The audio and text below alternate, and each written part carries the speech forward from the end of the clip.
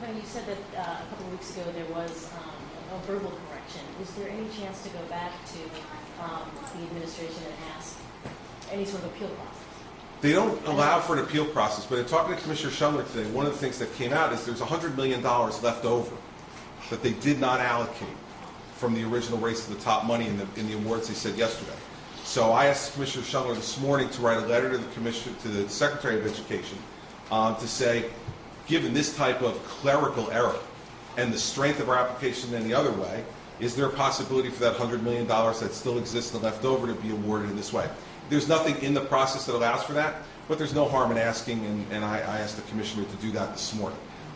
Because in the end, I do believe that Secretary Duncan, in my conversations with him, wants to encourage reform of education systems around the country. And if he really is true to that and there's nothing else involved here, I would hope that he would be willing to give it a second look. But, you know, in the end, if he doesn't, we're going to have to move forward with our reforms anyway. Governor? Okay. John. Speak to another shortcoming that was cited by reviewers was the lack of buy-in, not just of unions, but of local districts. And that we only have half of local districts participating, and they question whether this would, bear some fruit in a state like this. Well, first of all, we had much more support than the Corazon application had the first time around. And so I'm proud of that. When you look at the support that we had in this application, it is up significantly over the Corazon support. And I have some numbers here. 387 of New Jersey's LEAs supported us in this regard. Those are the local education associations. That's 59% of the local education associations in New Jersey. And 1,626 of our schools endorsed the application. This is a significant increase over the first round. But in the end, that lack of support, John, is at the feet of the NJEA. It's not at the feet of the administration, because you can see from the application, if we had abandoned merit pay, abandoned meaningful teacher evaluation, abandoned tenure reform as the school unions were demanding of us, we wouldn't have even been in the ballgame. We would have been down in the last third. We wouldn't have been 11th. And so, that was my point all along, is that I am unwilling to compromise the principles of real reform for any amount of money, not $400 million or anything else. And what this application, this process proves is that the teachers union approach would have been destructive to our ability to be able to get this money. And the approach we took was the right approach to take. So I wish we hadn't made the one mistake. I really do. I would have had a much different press conference today if we hadn't made that one mistake. But, fact is, we got to live with what we got to live with. And I do think that everyone should start asking some questions to the Obama administration also. You have follow-up? Well, yeah, one of the things that's come up is that I guess the preponderance of these states either have elections in the fall or are Eastern Democratic states. Do you want to speak to that at all? Or? You have to ask the Obama administration if Rahm Emanuel had a checkbox on this application. There wasn't one that was evident. But I don't know, and I certainly don't want to impugn anybody's motives in this with no evidence, and I won't do that. I observed that as well when I was looking at the list of states that got it, but I don't want to draw any conclusions to that. I think it would be inappropriate for me to do it. If you want to ask them, you can ask them. I'm sure they'll be happy to answer your question. Other questions? Yes, sir. Oh, ma'am, sorry. With the loss of this funding, what are you anticipating the tough choices are that you're going to have to make statewide? Well, first of all, we didn't anticipate receiving the funding, and it's not an anticipated part of our budget, and we certainly weren't anticipating it for FY12. So it's not as if this creates a hole. This would have been an add-on from what we're doing at the state level already. An add-on that we all would have loved to have, but now we're not going to have it. So now in July, we hit our targets for revenue. I'm hoping that we can continue to do that. If we can, that will be helpful. Second, it's going to be all about what are the teachers' unions willing to do in the second year now. They have now seen that their greed and their self-interest has caused job loss.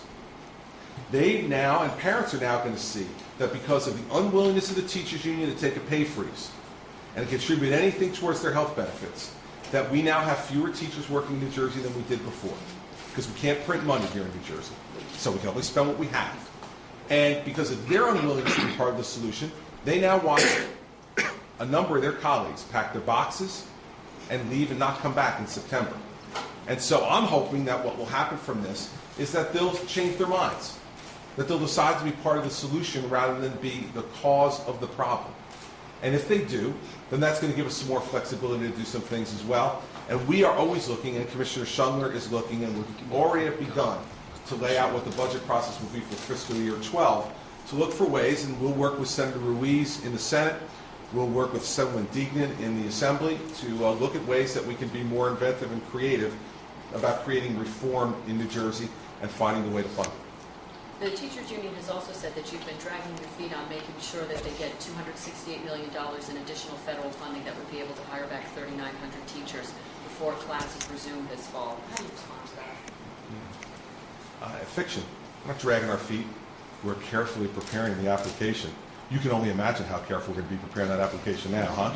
We're carefully preparing that application to make sure it goes in the appropriate way, and I'm sure the teachers union won't want us to do anything different than that. Listen, these people, if they don't have something to complain about, they don't have a reason to get up in the morning. Okay? So enough already with their complaints about this, their complaint about that. Have them do something other than collect dues and spend it on attack ads. Have them do something other than hire more lobbyists that sit constantly in this building, eyeballing every legislator who might dare to even breathe about reform. Have them do something constructive that's helpful for education in the state of New Jersey as the teachers union. I think teachers are getting tired of the teachers union and all their carping and complaining and their six-figure salaries across the street for their paid political hands. I think we're all getting tired of that. So if they want to continue to send out press releases, send out as many press releases as you want. Let me guarantee you one thing. Until they decide to be part of the solution, not one thing they say will matter one bit to this governor. Not one. They want to be part of the solution, step up to the plate and be part of it. You want to continue to be a carper from the sidelines, then I don't have time for you. I have important business to do for the people of the state. Other questions? Yes. On another topic, DRPA board is doing another meeting today, as they did last week. I'm sure it's a continuation.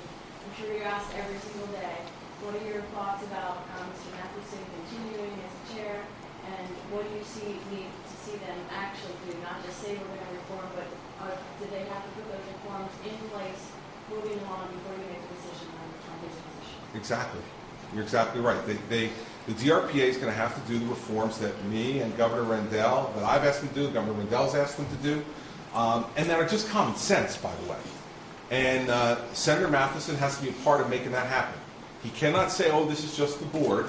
He's the CEO. And if he wants to continue to be a leader at the DRPA, then he better get to leading. And get to leading fast, because time is running out. And my patience is running out with the DRPA. And so is the patience of the people of Philadelphia and South Jersey with the DRPA. So Senator Matheson and the people that John Corzine appointed to the DRPA better get to work on reforming. Unfortunately for me, I don't have any appointments to the DRPA. Governor Corzine, not yet. Governor Corzine and his friends took care of all those before he left office on his way out the door. Do you agree with the board members who say they should postpone any toll increase until they resolve some of these? I'd like to see them fix the problems first, okay? And you know, what I don't want to put at risk, Dusty, is serious maintenance and repair that needs to be done on the bridges and access roadways that the DRPA is responsible for. So I don't want to overreact to this. I think this is a very simple thing for them to do. Adopt the reforms and start walking the walk instead of just talking the talk. If they do that, then I think they can get back to their core mission, which is providing safe, accessible, convenient transportation for the people of South Jersey and Philadelphia. The sooner they get to this, the sooner it will be behind them. And, you know, that's why I urge Senator Matheson to be a leader.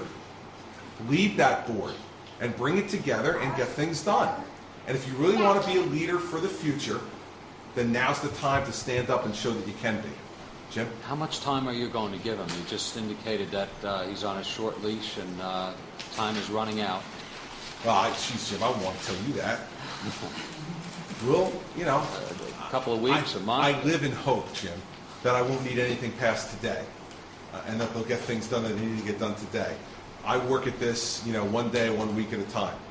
Let's face it, there need to be changes down there for a long time. If they get this done today, these reforms that they put off last time, does that put Mathewson in better stead than he was yesterday? Helps his cause. Not dispositive, but helps his cause for sure. Because the sooner we can get to this, Jim, and get it over with, we can get to the core mission of the DRPA, which is supposed to be to maintain those bridges, to make sure that we have the type of mass transportation across the Delaware River that we need, and in that region. And that's their core mission. We got them finally out of this dopey economic development stuff they were doing. We're trying to hold them accountable on charitable contributions, all this other stuff. Let's spend the limited resources that we have of the toll payers' money on things that are a part of the core mission of the DRPA. And what I'm trying to convince John Matheson and the rest of that board on both sides of the river is, just belly up to the bar and get it over with. I'm not letting up. And I don't think Ed Rendell's going to let up, and whoever the new governor of Pennsylvania is not going to let up on this. The state treasurer, the state auditor on the other side of the river, the comptroller over here, and any other areas of government that are going to continue to put pressure on them where appropriate, just get it over with. And I think if they do that, they can get back to their core mission, and that will place Mr. Matheson in greater stead if he's able to lead in that direction in an efficient and an effective way. That would give me more confidence in his ability to lead a new type of ethic over at the DRPA than what's going on so far. Matt? Last question, please. Yeah, have you talked to any of the state's congressional delegation, the senators, about funds, about this one little error, about maybe putting some political pressures somehow on the Obama administration? Well, no, Matt. I mean, I literally found out about this as you all did. I got a call from Secretary Duncan yesterday afternoon at about 12:15. And so that's when I found out about it.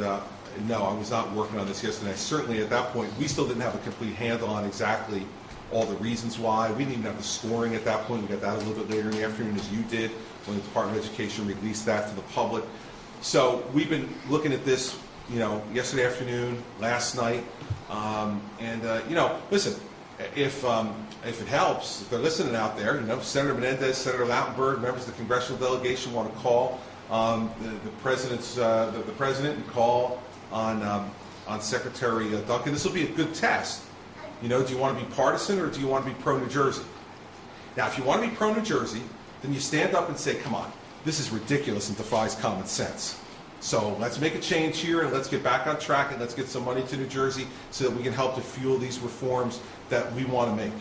If you want to be partisan, you'll see more of what Jim was reading off his BlackBerry from Democratic members of Congress, that, this is an awful mistake, it's Armageddon. I see the front page of the Ledger this morning, I thought it was VE Day.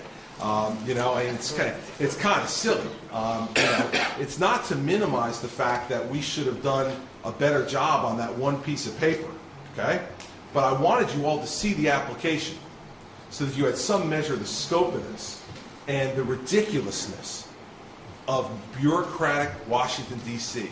Stuff like this, where they say to themselves, does anybody think down there? If we can hope to see at some point the president or the secretary stand up and say, I apologize to the people of New Jersey for the bureaucrats in the Department of Education abandoning simple common sense on something like this. So, I understand the partisan stuff will come now. I get it. I know how this town works. And boy, the Democrats have just been waiting. Those partisan Democrats have just been waiting to do a little pile-on. So, okay, have the dog pile on for a little while, and then let's move on. Because we got business to do. And if they really want to be part of the solution, if they want to be pro-New Jersey rather than pro-partisan, then they should all get on the phone today, get their pens working on letters to Secretary Duncan to say, come on, Arnie, let's get with it. You're going to reward form over substance, or you're really going to want to make New Jersey one of the examples in the country of reforming an education system that is so ill-serving so many of our communities, especially our urban communities, that, it's driving people to despair and a lack of hope. And stuff like this doesn't help. So I thank you all very much.